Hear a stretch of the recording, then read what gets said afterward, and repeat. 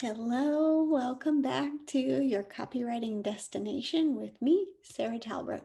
I'm so glad you're here today.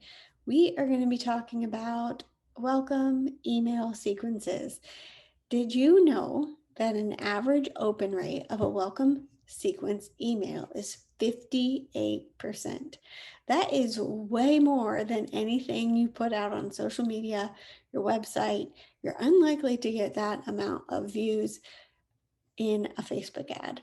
So, email marketing, your welcome sequence for your email marketing is very important. Let's bring back the value and importance of email marketing, and specifically in this video, the welcome email sequence.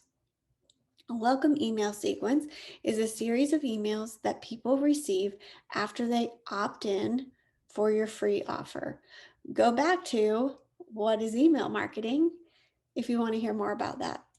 A welcome email sequence needs to identify how people can use that offer, but it isn't a comprehensive list to solve their problems. So your PDF, your checklist, or your masterclass, your webinar can only give them so much support. The email welcome sequence gives them just a little bit more. I consider this sequence to do two things. Let them know a little bit more about you and your expertise, and then let it be a guide to your paid service. Not saying that everyone will buy in your welcome sequence, but this little section of emails is read more than any other. So you want to make sure you're thoroughly answering any questions about this free offer they may have. But we want to, here's the secret, open a loop of how you can help them.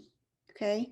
So it needs to be, these welcome sequence emails need to leave enough space for them to still have some questions. They need to be taking another step closer, going, okay, all this makes sense, but now what? Okay. So how do we do that? I like to use a copy formula from one of my 3 parts to good copy, and you can see that video here. The copy formula that I use is called PASOP. Maybe you've heard of PAS, and I talked about that in another video as well. Stands for problem, agitate, solution. But for welcome sequences, I like to use PASOP. So it stands for problem, agitate, solution, outcome, problem. So we start with a problem and we end with a problem. We want our emails to end with a problem. We want our readers to be slightly left wondering, what is the next step? And if they want more support, we guide them to that next step. So here's how it would look. P for your first problem. We want to kind of show that they have a problem, okay? Or introduce a problem that shows that we understand where they are. We want to speak to them on their level. We want to present a problem that is relevant to them. Okay, so if your free offer is all about time management, we don't want to talk about making more money in this. We want to keep it specific to a problem around time management that they have. Okay, so after we introduce the problem, we agitate it a little bit. Okay, so this is all about emotion. Okay, this agitation, we want them to feel a little sting. We want them to feel the emotion. We want them to feel like we understand where they're coming from. So that's kind of the agitation piece. Next is the solution. We want to present the solution to just the problem we introduced in email 1. Okay, we don't want to give a solution of your paid services in this email. We want to present a solution to that first pain point. Okay, so if they have a belief about time management, that I'm a mom and I can't have time management, then we need to or I can't manage my time well.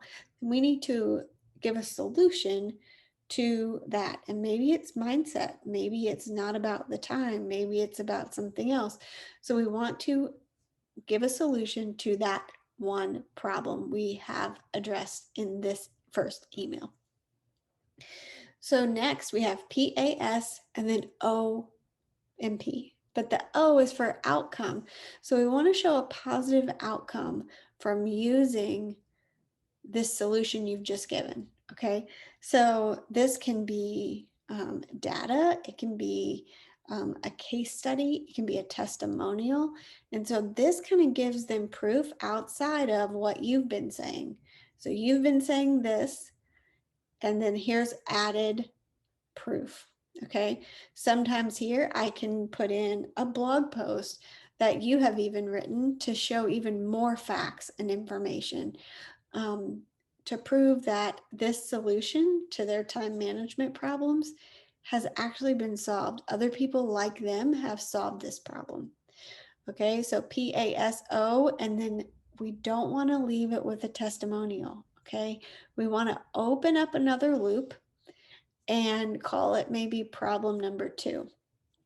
So once you leave this email, we want to leave it open-ended. Okay, so this is kind of like a cliffhanger. That favorite book you keep reading, you don't have a space to stop. That's what you want your first email to do. It kind of builds anticipation for email 2. You want them looking for it. And then you kind of repeat the process over and over again for a few emails until you've kind of nailed down many of the things that they've been telling themselves. That's not true around time management or whatever it is that you do. So this could simply be that first email in your sequence. Talk to them about myths in your industry, kick excuses to the curb by explaining why what they're currently doing isn't working. Okay, so you want to continue this PASOP method to address a few situations like this for your industry. And on the last email of your welcome sequence, you want to only use PAS. Okay, you only want to do a problem agitate solution for the last email. And that solution is your paid offer. So the next few weeks, we're going to be tackling these emails specifically, and maybe I'll walk you through how I've written some and let you see actual examples. If that would be helpful, give me a thumbs up. And don't forget to subscribe and share with me below what kind of email sequence you're currently using. Until next time.